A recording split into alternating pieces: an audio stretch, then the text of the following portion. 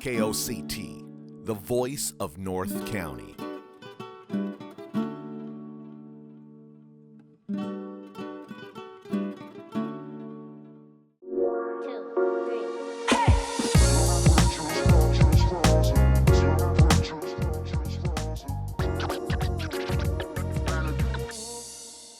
Welcome back to another WildCast episode. I'm Savannah Smith, and this is my co-host, Savannah Zoe. And these are my guests, Daniel Mujica. And Avi Wachowski. And we also have our EC broadcast team. In Oceanside Unified School District, a new phone policy has been made where students put their phones in a wall pouch and aren't allowed to use it for the duration of class. Dude, did you guys know that in 41 states, they have spent millions on these yonder pouches, and they magnetically lock phones into these little cases, and you can only unlock them by like a teacher's magnet. That's crazy. Yeah, in my opinion, that's kind of necessary, to be honest. Yeah, I feel like it's too much. Yeah, that's a little excessive. Yeah. Has the new phone policy affected your learning in a positive or negative way? I would say it has affected like everybody in general. Like myself, it has affected myself like positively, because I feel like I focus more on class when I like don't have my phone.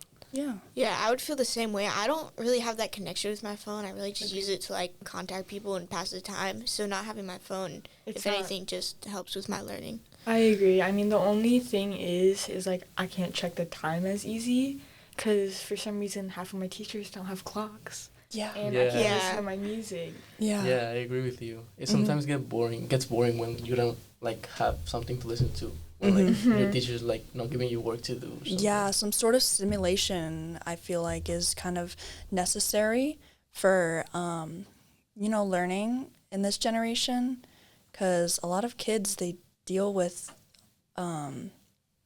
like ADHD and stuff. Yeah. And I feel like at least having music available to them would be helpful. I also feel like everyone's really more locked in. Yeah, like everybody's like grades like has went up. Like all of my friends like they used to have all Fs, now have like C's or B's. Have it's better. Have you seen your grades improve from it? Yeah, like a lot. Yeah. That's cool. That's great. What about you, Avi?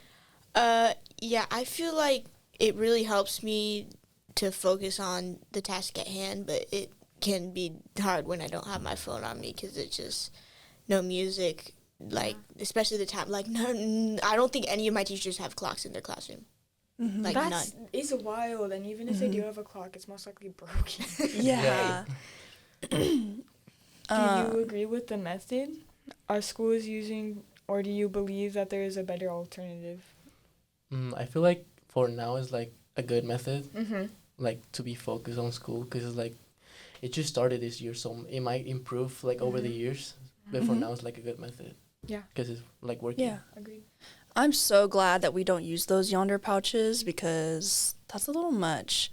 I think that putting the phones on the wall is a good way to encourage students to follow the rules. And like you guys said, grades are improving, which is good for students' well-being. Yeah, I feel like the new phone policy definitely has helped, but with the yonder pouches, I feel like it would just anger the students. Exactly. Yeah. Yeah. And some kids are like already angry having to put their phone on the wall. Yeah. Yeah. Yeah, you know some people that like don't like to put their phone on the wall. Like they would like the teachers to not put the phone on the wall. Yeah. Yeah. The teachers need to enforce it, because like when they're asked to put their phone up, like some people would just say that they don't have their phone on them. So I feel like you need like a note from a parent or something, because usually like only half the class puts their phone on the pouches. Yeah. I heard about this guy who like he did not want to put his phone on the wall, so he went to the director and he talked to the director, and he so he doesn't have to put his phone anymore. Wow. That's crazy. Yeah. Wow. Yeah. Low-key trying to beat him. Do you guys think we should change the way that we do ours? Because like we are improving like our grades, and it's like what matters. like you go to school to study and to like know more. So like I feel like it's a good way to like make students like focus on like what they have to do and not other things like social media. Yeah. Yeah. I've also noticed that a lot of kids don't put their phone up on the wall as a form of disrespect towards their teachers. I just feel like you're there to learn. They're trying to do their jobs. They're trying to make you have a good education for your careers. I just feel like respecting your teachers is one of your top priorities. I completely agree, but trying to look more at the student's perspective, they're probably thinking they're being disrespected by their phone being taken away. Yeah. Sometimes like because the school like doesn't like is not responsible for like what happens to your phone if you put it there. Sometimes like the students like have like a negative view if you put their phone in the pocket. And I know, like, a lot of students have, like, a strong connection with their phone, and they'll, like, start sweating or, like, can't go, like, a few seconds without their phone. Like, they'll, like, feel like they've lost a part of themselves when they don't have their phone, and they can't go without it. Yeah. Because they need that time. How do you guys feel like, do you feel like your safety is being kind of taken away from you when you don't have your phone, or do you feel more safe? I feel unsafe a little bit, cause this I don't know if it was last week we had like a drill, like 'cause the police called the school, so we like locked all the doors, and I was like, what's happening? My phone was on the pocket, so I couldn't like reach or like communicate with anybody, so I was like scared. Yeah, and especially like you're not only getting your phone taken away, but your contacts. I feel like with the new phone policy, I just, like, want to text my mom. Like, I'm not texting my friends. I'm not texting someone to meet up. All I want to do is text my mom to come pick me up. Yeah. What about you, Avi? Do you feel unsafe without your phone? Usually when I'm in the classroom and I don't have my phone, I don't really think about it. But that time when they did have all the classrooms shut, I had no idea what was going on. No one could go get their phone, and I feel like something bad was happening, and it did feel a little uncomfortable not having my phone with me. Yeah, that was honestly pretty scary, because nobody knew what was happening, and the announcements kept going on, and it was just pretty stressful. Yeah. Yeah, I definitely wish I had my phone in that situation. Yeah, and I mean, even to just, like, record what's happening, let it be shown that you have evidence if anything bad to happen. Mm-hmm. Do you guys like think like other schools should like implement this like method, like middle schools or like other schools? I feel like just for high school, just because I don't think middle schoolers are as attached to their phone. Yeah. And like even a lot of elementary school kids don't even have a phone. Yeah. So I feel like wouldn't have much of an impact, especially until you get to like late middle school, high school. All right, a quick commercial before we go back to the topic of safety.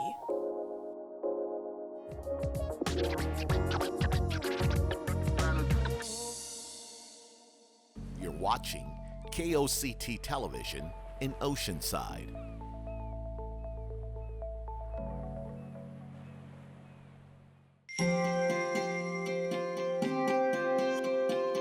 My name is Christine Morales, Community Outreach Coordinator for the Oceanside Public Library, and I'm in our beautiful Reed's Learning Center.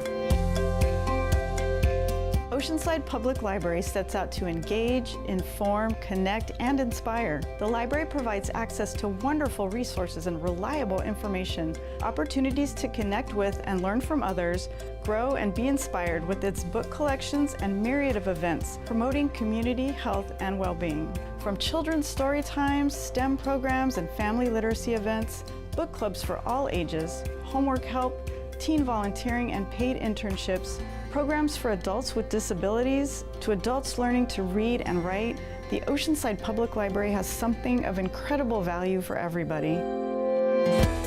We are a community-centered space, and so we want the community to feel welcome here. Personally, that shows that we really believe in the people that we serve and that we live alongside. And then the people that come in here for support, I think they also see the library as a space of second chances and of education and of growth.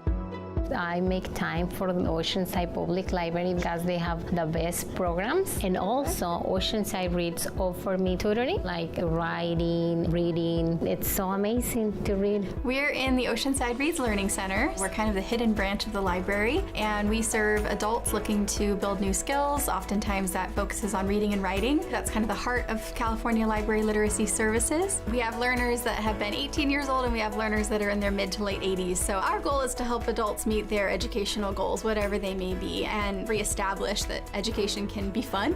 I'm part of the Art for Older Adults. It's very enjoyable and relaxing. It's like our time.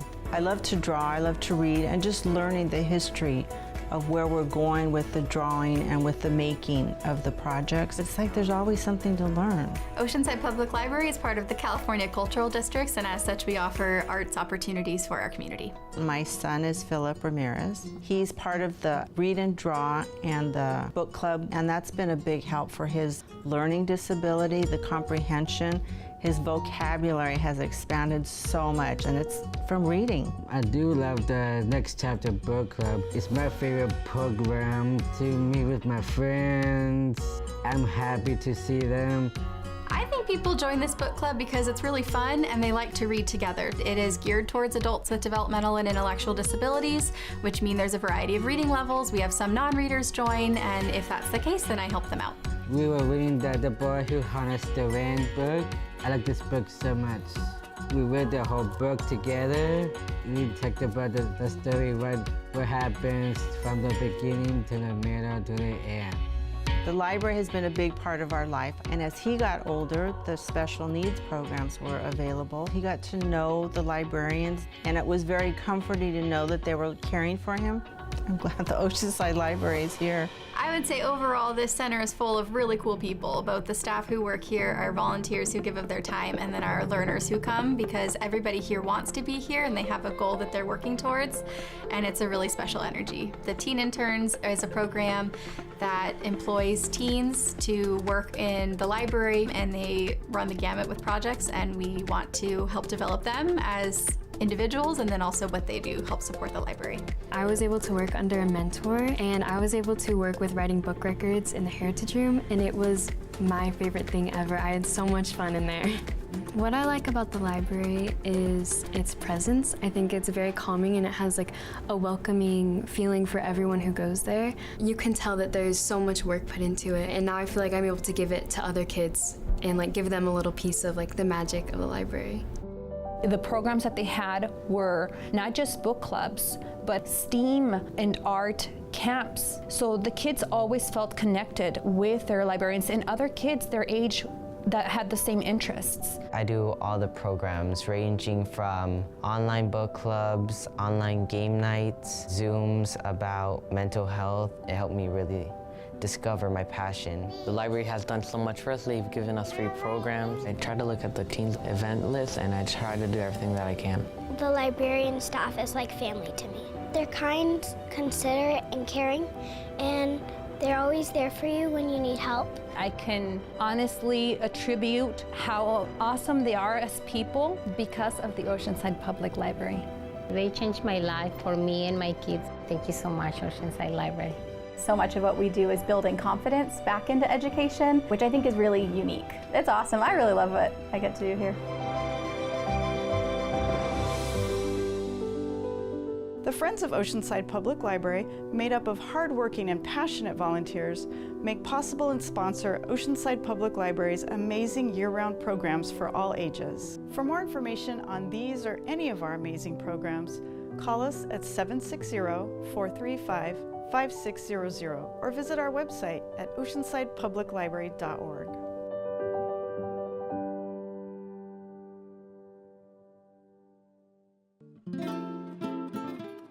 KOCT, the voice of North County.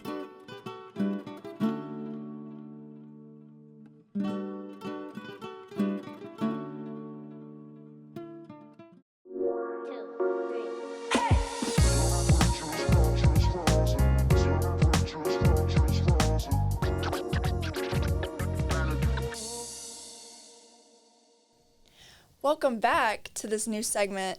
I'm here, Savannah Smith, with my co-host, Savannah Zeller, and our 2 new guests, Annabelle Valdez, Novia Torres. Welcome to the podcast. Thank you for having us. In this segment, we're going to talk about a little bit of gun violence and how it's affecting our school. Yep. There's this really good organization. It's called the Sandy Hook Promise. It basically protects children from gun violence. And since October is the Bullying Prevention Month, they put up a bunch of cool stuff on their website. How to look for signs that someone may try to, shoot up a school. And it's really important for people to know the warning signs. Which is something a lot of people need to know. What are some questions that you have? How does the prevalence of school shooting in the U.S. affect how safe you feel at school? Well, for me, I don't know, maybe I'm just a more optimistic person, but whenever I'm at school, I feel relatively safe, Yeah. I don't really, I'm not really concerned as, crazy about my safety, but Right. like how you were saying, earlier in the other podcast, or the other segment about the lockdown. Actually, I was on the campus, but I wasn't in a safe space. I was actually outside, out of the classroom. Dang. And nobody told me anything. And later on, I found out that I wasn't in a safe area, and I was like, oh shoot, I could have who knows what could have happened. Yeah. I was just sitting outside. Scary. I'm gonna be honest, I was just chilling. I had my headphones in. I was eating, just chilling. Yeah. And then I was like, oh shoot, that was kind of serious, even though, nothing really happened to me. So the thought of what could have, it's what's serious. Mm-hmm. And, that's kind of it, though. I feel safe at school, but I felt a little questioned on the lockdown. On the recent occurrence. What about you, Novia? I think it's one of those things where it affects me when I think about it. It's not something that every day I think about someone coming into the school with a weapon. But I will say, and I've talked to a few other people about this, and they all kind of agree how sometimes for certain classes you'll think of an escape route. Oh, yeah. What if that were to happen, where you would go, what you would try to do. Because I know we have, the lockdown drills, but it's, realistically, I almost feel it's kind of bad. You keep, you shouldn't have, all these students, running around, But also, it's, the shooters, they can be young. They could be in high school, They could be a student. Almost. Yeah. I was going to say, they probably did the same exact drills when they were younger, too, They've been through it. They know what to do, and they know where students are supposed to go. It's kind of like hoarding, everyone in, a single cage.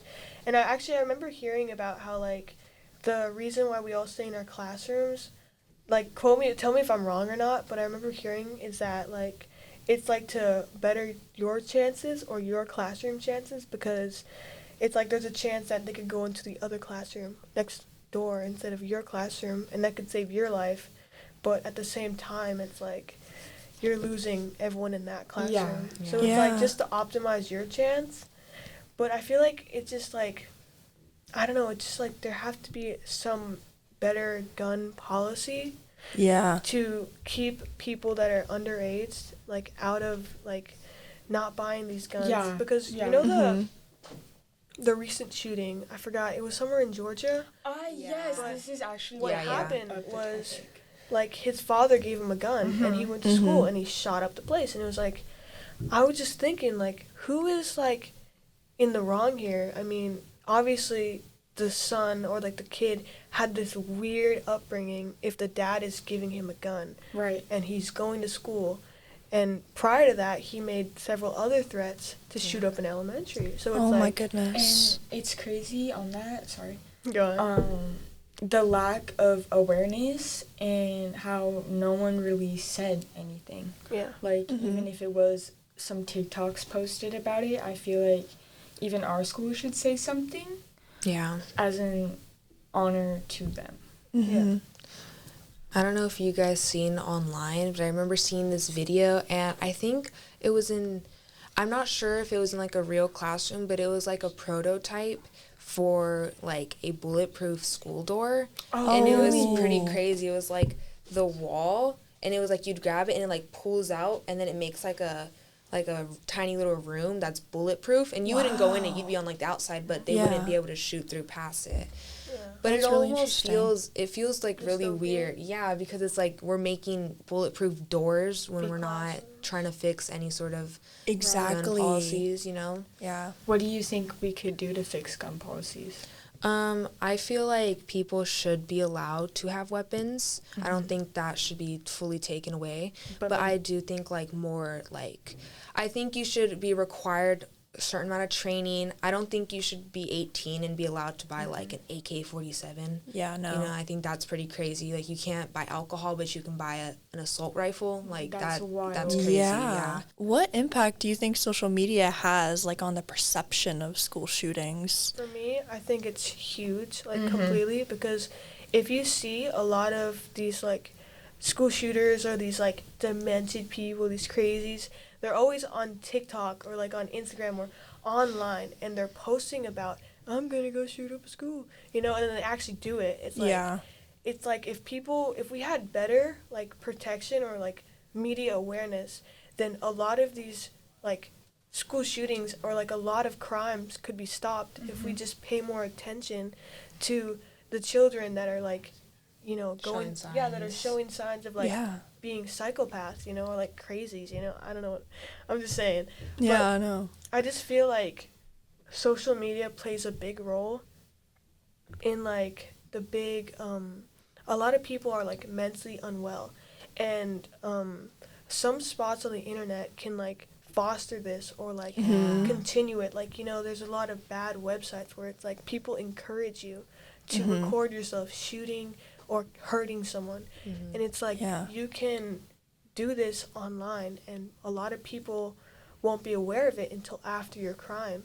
And they're like, because another thing about the Georgia shooter or whatever, it's like you check his TikTok, he's like crazy, man. He's like posting about all these things he's about to do, and then he does it, and it's like, was it really a surprise? And same thing with the interviews of the people that were talking about it.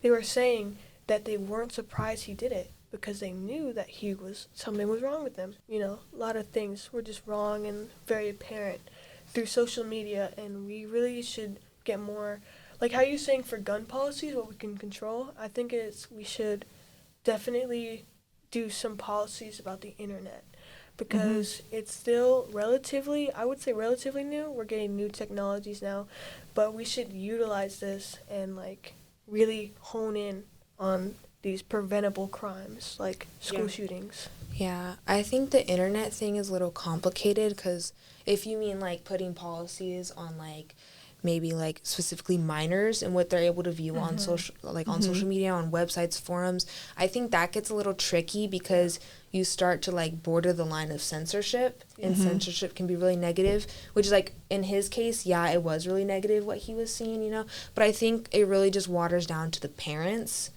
But then that's still kind of a hard topic, because like his dad clearly wasn't thinking and gave him the gun.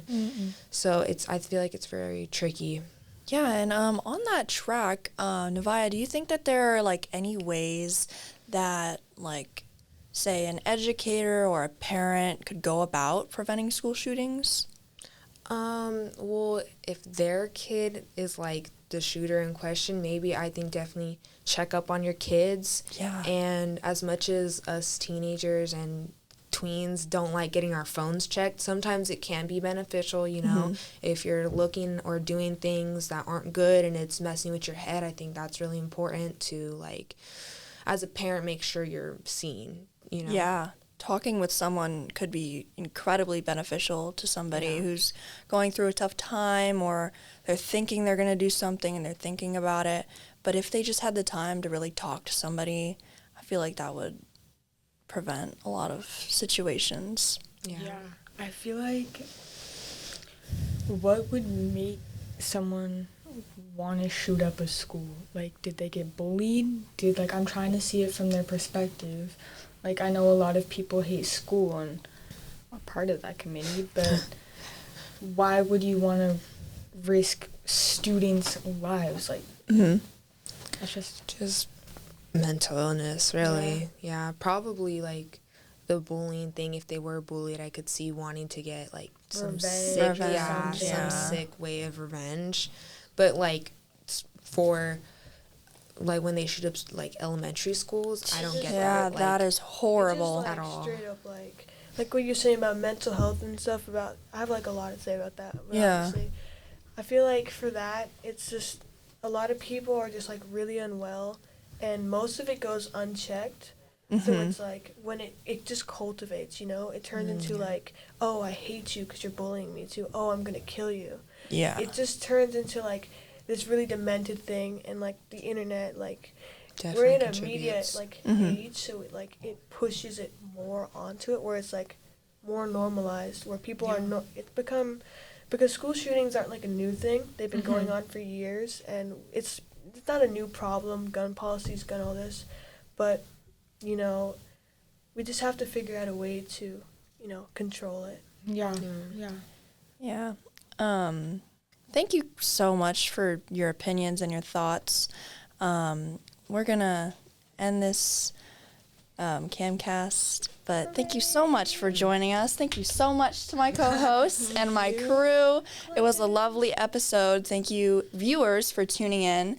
And this was WildCast. Whoever you are. Also, just in case like you see anyone showing signs, say something, spread awareness. Yes. Even if it's not your school, say something. Like, your words do a lot.